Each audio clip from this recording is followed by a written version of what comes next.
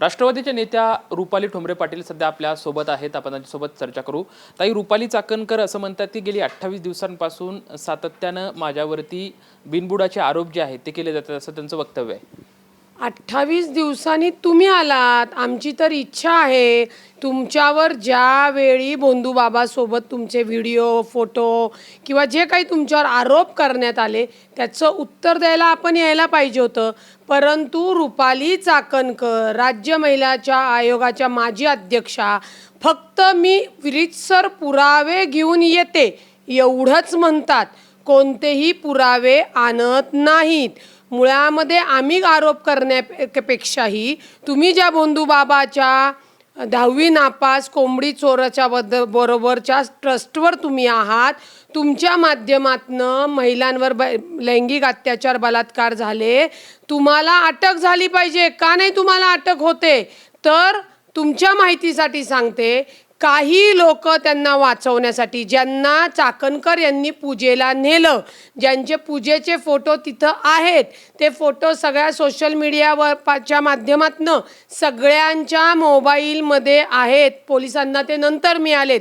परंतु चाकणकर बाई, त्यांना तुम्ही जर मला वाचवलं नाहीत तर मी तुमचे जे काही पूजेचे व्हिडिओ असतील, त्यांचे दुसरे व्हिडिओ आहेत का नाही मला कल्पना नाही, माझ्यासमोर आल्यावर मी सांगेन, परंतु पूजेचे व्हिडिओ आहेत, मी ते व्हायरल करेल अशा धमक्या दिल्यामुळे जे काही 39 का कुणी करंगळ्या कापलेल्या आहेत ज्यांनी पूजा केलेत, ते सगळे त्यांना कुठे ना कुठेतरी मदत करताना दिसत आहेत. कारण का, एखादा गुन्हा जर दाखल झालाय, नाशिकमध्ये लव जिहादचा पण झालाय, धर्मांतरचा, त्याच्यामध्ये सगळ्यांना अटक केलेत, सगळं जप्त केलेलं आहे. परंतु चाकणकरवर जेव्हा आरोप होतात, पुरावे द्या. पुरावे मागणारे कोण? एखादा गुन्हा दाखल झाल्यावर पोलिसांनी तपास करायचा, तपास अधिकाऱ्याने ते पुरावे, ते चार्जशीट कोर्टात दाखल करायचे.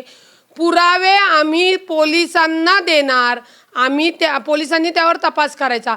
चाकणकरांना किंवा मीडियाला आम्ही पुरावे देऊन आमची केस हलकी का करू?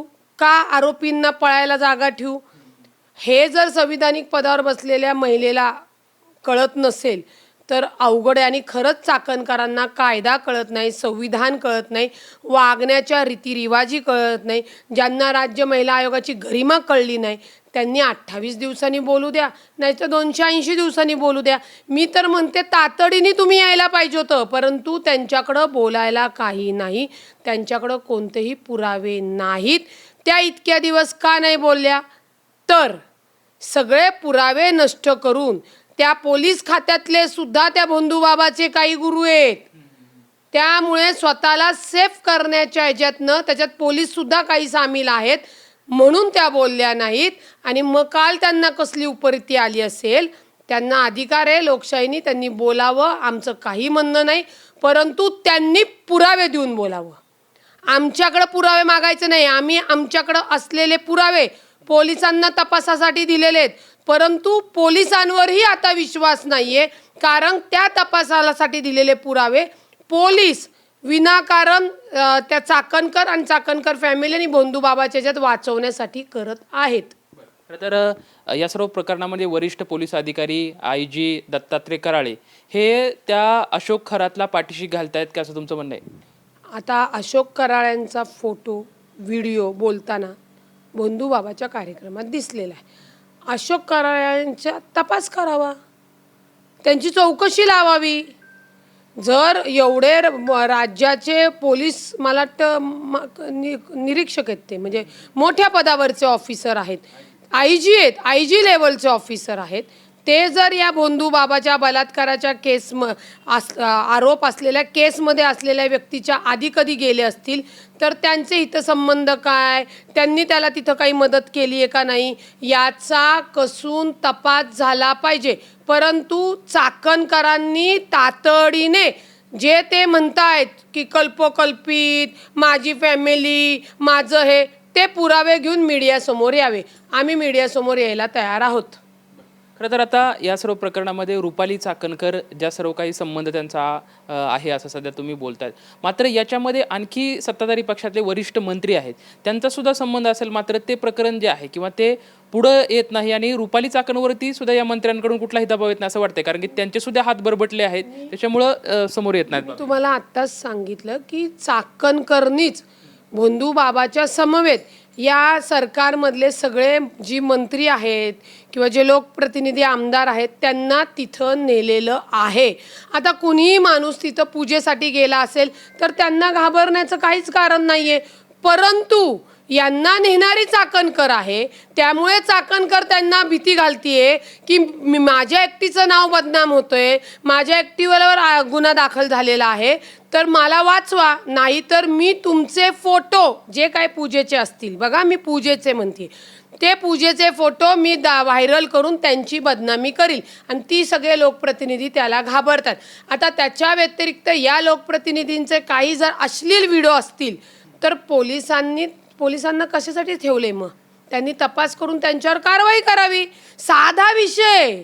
परंतु याच्यात सगळं करता करती घडवणारी भोंदू बाबा अशोक खरात आणि चाकणकर बाई आहे. चाकणकर बाई एकटीवर येत नाही, तिनेच हे रचलेलं आणि घडलेलं आहे. संविधानिक पदावर असून जर तू त्या महिलांवर होणारा अत्याचाराच्या माणसाची तक्रार दाबत असेल, पोलिसांना फोन करत असेल, तर याच्यापेक्षा अजून कोणता मोठा पुरावा पाहिजेले. आणि चाकणकरांना एकच आहे, मी महिला आहे, मी महिला सॉफ्ट टार्गेट आहे, मी ओबीसी आहे आणि त्याच्यानंतर मी माळी आहे. याच 4-5 पॉईंटवर ती चाकणकर बाई स्वतःचं प्रोटेक्शन करतीये. परंतु त्या कुठल्याही जातीच्या असू द्या, काय संविधानाप्रमाणे, कालच डॉक्टर बाबासाहेब आंबेडकरांची जयंती झाली, संविधानाप्रमाणे कोणत्याही जातीचा, कोणत्याही धर्माचा, उच्च नीच गोर श्रीमंत कुणी असेल, त्यांनी बेकायदेशीर कृत्य केलं असेल तर डॉक्टर बाबासाहेब आंबेडकरांच्या घटनेनुसार, कायद्यानुसार त्यांच्यावर गुन्हा दाखल होतो, त्यांना शिक्षा होते. राजकारण्यांनी कुठलंही जातीचं पांघरून घेऊ नये. आणि चाकणकरबाईंना आता हे लक्षात आलेलं आहे की आता आपल्याला अटक होणार, त्याच्याबरोबर त्यांच्याच बहिणीचे जे काही खाते आलेली आहेत त्याच्यात सुद्धा अशोक खरात हा नॉमिनी आहे. लक्षात घ्या, माझ्या खात्यामध्ये लक्ष्मण तुम्ही कसे काय राहता नॉमिनी, काहीतरी हितसंबंध असल्याशिवाय का तुमचा आणि माझं कॉन्ट्रॅक्ट असेल, कंपनी असेल, माहीत असेल आणि मला माहीत नाही की मी माझ्या आईला नॉमिनी तुम्हाला ठेवलेलं आहे, हे कधीही शक्य होत नाही कायद्याने.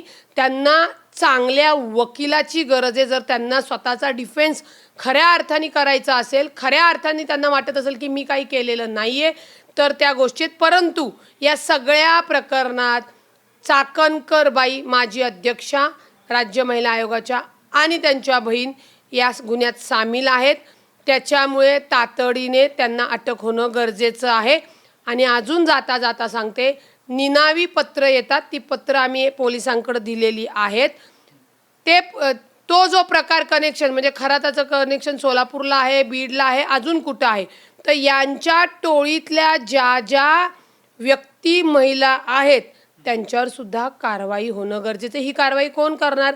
SIT, ईडीनी जो गुन्हा दाखल केला आहे, Shirdi police station, Arvi police station यांचं काम आहे.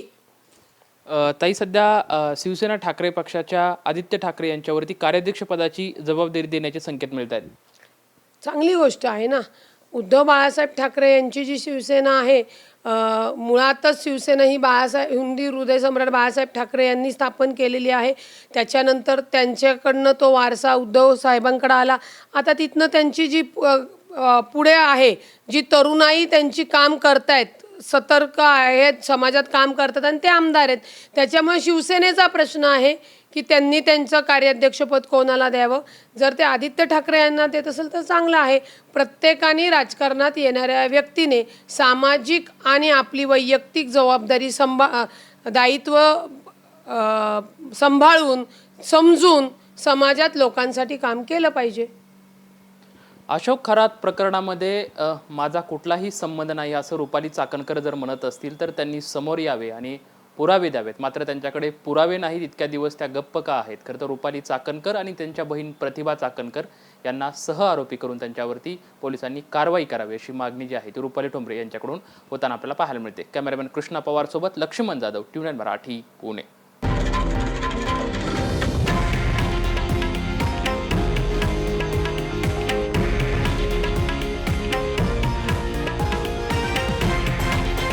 हे आहे देशातील नंबर 1 न्यूज नेटवर्क आणि आपण पाहत आहात TV9 मराठी, एकमेव.